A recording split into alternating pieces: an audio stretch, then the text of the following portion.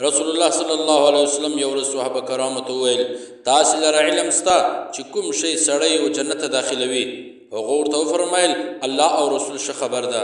نو علیه الصلاة والسلام ورته وفرمیل اکثره د خلکو جنت ته تقوا او نیک اخلاق داخلوي.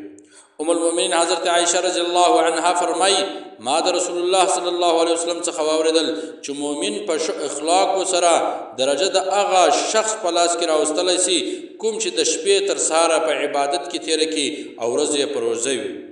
رسول الله صلی الله علیه وسلم فرمای انا من احبکم الی احسنکم اخلاقا. رسول الله صلی الله علیه وسلم فرمای وای ډیر محبوب د پتاس کې و ما ته هغه کس چې اخلاق یې غوره وي. د کم چا چې اخلاق شوي نو رسول الله صلی الله علیه وسلم فرمای وای دغه کس ما ته ډیر غوره ده. حضرت عائشه رضی الله عنها فرمای رسول الله صلی الله علیه وسلم نه فحش گو او نه په فحش زایت ورکلی او نه په بازارو کې شور کوونکی وو او نه به د بدلی بدله د چا څخه په بدی اخصله بلکې معافي معامله به کوله عفو به کوله. ځکه چې الله جل جلاله ورسول الله صلی الله علیه وسلم ته فرمای خذ العفو وامر بالعرف واعرض عن الجاهلین. الله جل جلاله رسول الله صلی الله علیه وسلم ته فرمای درگذر عادت وګرځوه او حکم کوه د نیک کار او مخ اړوه د جاهلانو څخه.